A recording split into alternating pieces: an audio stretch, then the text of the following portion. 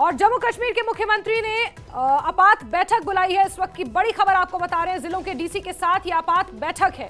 उमर अब्दुल्ला ने यह आपातकालीन बैठक बुलाई है। जम्मू कश्मीर के मुख्यमंत्री ने आपात बैठक की है। बड़ी खबर बता रहे हैं आपको, जम्मू कश्मीर के मुख्यमंत्री ने यह बैठक की है। मुख्यमंत्री उमर अब्दुल्ला ने आपात बैठक की है। कई जिलों के डीसी के साथ, उपायुक्तों के साथ यह आपात बैठक हुई है मुख्यमंत्री उमर अब्दुल्ला की, क्योंकि देर रात से ही सीज फायर उल्लंघन पाकिस्तान की तरफ से किया जा रहा है। सिविलियंस को निशाना पाकिस्तान की तरफ से बनाया जा रहा है। पाकिस्तान की बौखलाहट सीज फायर उल्लंघन के रूप में सामने आ रही है और इसीलिए कहीं ना कहीं सीमावर्ती इलाकों में चुनौती थोड़ी सी बढ़ गई है और एहतियात कदम उठाए जा रहे हैं। एहतियातन वहां पर लोगों को सुरक्षा मुहैया कराई जा रही है, लोगों को सेफ हाउसेज में पहुंचाया जा रहा है, लोग बंकरों में हैं और ऐसे में मुख्यमंत्री उमर अब्दुल्ला ने यह आपात बैठक की है।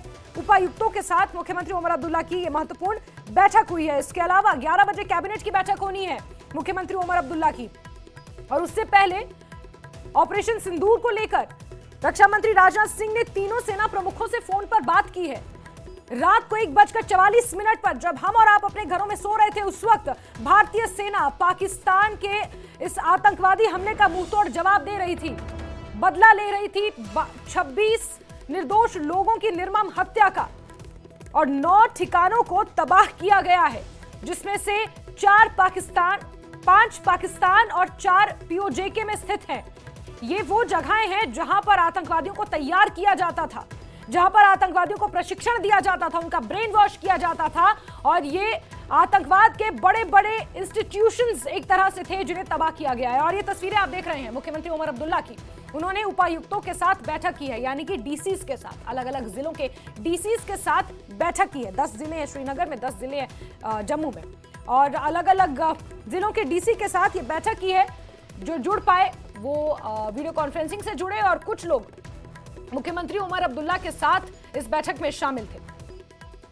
मुख्यमंत्री उमर अब्दुल्ला की आपातकाल बैठक हुई है और इसमें जो मौजूदा स्थिति है, क्योंकि जम्मू कश्मीर सीमावर्ती इलाका है और पीओजेके में जिस तरह से 4 ठिकानों को नेस्तनाबूद किया गया है, उसके बाद से पाकिस्तान की बौखलाहट किसी भी रूप में सामने आ सकती है और सिविलियंस को बचाना, किसी भी जानी नुकसान से बचना सबसे पहले सरकार की प्राथमिकता में होता है और इसीलिए ये बैठक अपने आप में महत्वपूर्ण है।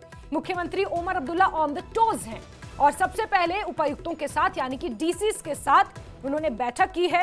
उसके बाद 11 बजे कैबिनेट की बैठक होनी है। इस बीच आपको बता दें कि लगातार सीज फायर उल्लंघन पाकिस्तान की तरफ से किया जा रहा है। वो इसलिए किया जा रहा है क्योंकि पाकिस्तान बौखलाहट में है।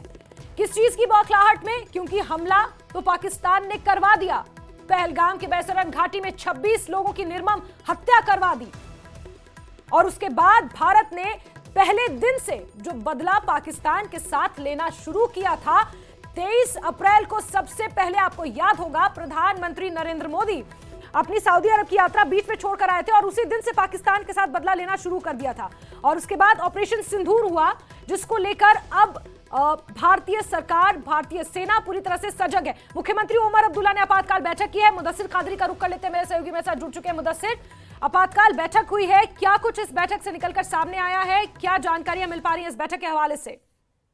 बिल्कुल, जिस तरह से सूरत हाल बनी हुई है और रात को जिस तरह से सिंदूर ऑपरेशन जो है वो लॉन्च किया गया, तो उसके बाद यकीनी तौर पर जो सूरत हाल है वो काफी क्रिटिकल बनी हुई है। जिस तरह से बॉर्डर्स पर रिटेलिएट हुआ है तो उसकी वजह से कई जख्मी हुए हैं और यहाँ तक कि कुछ लोगों की हलाकत की भी खबरें जो है वो मौसूल हो रही है। और हालांकि जो सरकार ने यहाँ से साफ किया था, स्पष्ट किया था कि उनके जो टारगेट, जो इंडियन आर्मी के टारगेट में थे, वो खाली टेरर बेस को उड़ाना था, टेरर बेस को टारगेट करना था, बाकी जो एस्टेब्लिशमेंट्स है उनके साथ कोई छेड़खानी नहीं की। लेकिन इसके बावजूद भी पाकिस्तान ने रिटेलिएट किया और इस वक्त जो है जोरदार शेलिंग हम बॉर्डर्स पे देख सकते हैं। तो उस वजह से जो चीफ मिनिस्टर उमर अब्दुल्ला है, तो उन्होंने एक इमरजेंसी मीटिंग जो है वो बुलाई है और इस मीटिंग में जो डीसीज है, यानी कि डिप्टी कमिश्नर जो है अलग अलग जिलों के जम्मू कश्मीर के, तो वो इस मीटिंग में भागीदारी लेंगे और इस हवाले से जो जरूरी लवाजमात है या जरूरी इकदाम है वो उठाने पर जोर दिया जाएगा। और जिस तरह की सिचुएशन बनी हुई है, तो ऐसे में यकीनी तौर पर जो अगर इमरजेंसी सिचुएशन होती है तो उसमें जो मुख्तलिफ पहलू है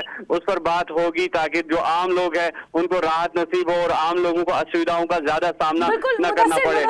कितना बड़ा चैलेंज इसे माना जाए, क्योंकि जो सीमा से सटे हुए जिले हैं खास तौर पर, वहां पर लगातार सीज फायर का उल्लंघन पाकिस्तान रात से ही कर रहा है, कुछ सिविलियंस को भी निशाना बना रहा है। ऐसे में उमर सरकार के ऊपर बहुत बड़ी जिम्मेदारी है।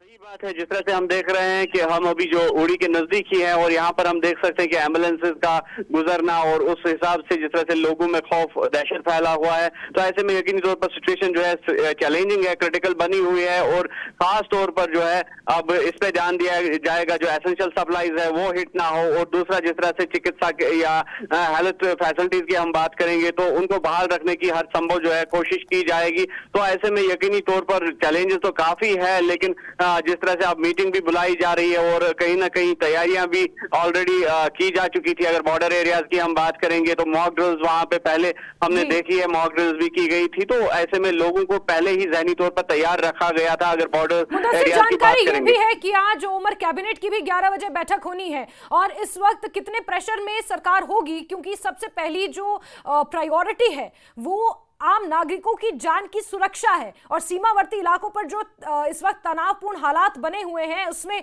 उमर सरकार क्या कदम उठाती है, किस तरह से कदम उठाए जाएंगे, ये भी अपने आप में देखना महत्वपूर्ण रहेगा। मुदस्सिर, जाहिर सी बात है, जिस तरह से पहले अगर इस क्रूशल मीटिंग की बात करेंगे तो डिप्टी कमिश्नर जो होते हैं वो इमीडिएट हेड्स होते हैं जो कंसर्न डिस्ट्रिक्ट्स होते हैं, तो उसके बाद जिस तरह से कैबिनेट मीटिंग बुलाने का जो है इतला मिली है, तो उस पर भी संभवतः यही बात होगी कि किस तरह से लोगों को राहत दी जा सके, किस तरह से जानों को बचाया जा सके। और जिस तरह से आपने कहा कि जो आर पार शेलिंग हो रही है अभी, तो ऐसे में कुछ जो सिचुएशन जो है वो काफी क्रिटिकल बनी हुई है और ये इतला मौसूल हो रही है कि जो टोल है वो बढ़ सकता है, तो ज्यादा जानू का जिया या जाने ज्यादा जाया ना हो, तो इसके लिए जो है इकदाम उठाए जाएंगे। और खास तौर पर जिस तरह से हमने कहा कि हेल्थ फैसिलिटीज पे जोर दिया जा रहा है और खास तौर पर ये कोशिश की जा रही है कि जो डॉक्टर्स है या मेडिकल स्टाफ है या पैरामेडिकल स्टाफ है हॉस्पिटल्स में, जो बॉर्डर्स के आसपास हॉस्पिटल्स हैं, तो उनको फाल बनाया जाए और मजीद जो स्ट्रेंथन है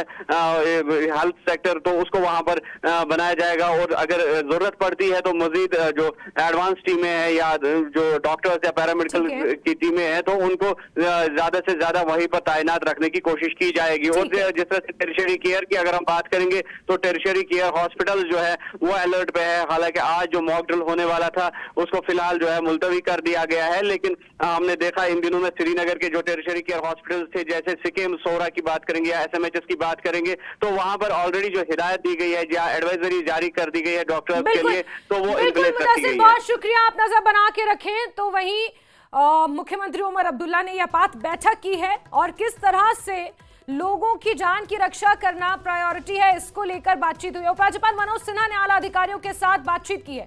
उपराज्यपाल ने सीमावर्ती जिलों में आला अधिकारियों के साथ बातचीत की है। सरकार हर स्थिति से निपटने के लिए तैयार है, ये उपराज्यपाल का कहना है। हर नागरिक की सुरक्षा हम सुनिश्चित करते हैं। उपराज्यपाल मनोज सिन्हा ने आला अधिकारियों के साथ बात की। सीमावर्ती इलाकों में, सीमावर्ती जिलों में जिस तरह से तनावपूर्ण हालात बने हुए हैं, उस बीच हर कोई इस वक्त सतर्कता बरत रहा है। उपराज्यपाल मनोज सिन्हा ने सोशल मीडिया हैंडल पर ट्वीट कर इस बात की जानकारी भी दी। सीमावर्ती इलाकों में आला अधिकारियों के साथ बातचीत की है। All border districts of J&K UT with all the senior administratives, उन्होंने बातचीत की है उनके साथ और सोशल मीडिया पर इस बात की जानकारी भी साझा की है। उन्होंने सुनिश्चित किया है कि हर एक नागरिक की जान की जिम्मेदारी उनकी है। हर स्थिति से निपटने के लिए सरकार पूरी तरह से तैयार है, सक्षम है।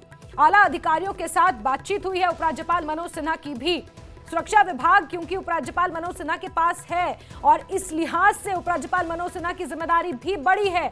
जहां एक तरफ सरकार ये सुनिश्चित कर रही है, डीसीज के साथ बैठक कर रही है, कैबिनेट की बैठक हो रही है, तो वहीं गवर्नर भी, उपराज्यपाल मनोज सिन्हा भी आला अधिकारियों के संपर्क में है, खास तौर पर सीमावर्ती इलाकों में। सीमावर्ती इलाकों के अधिकारियों के साथ उपराज्यपाल मनोज सिन्हा से बातचीत हुई है उनकी और उन्होंने ये सुनिश्चित किया है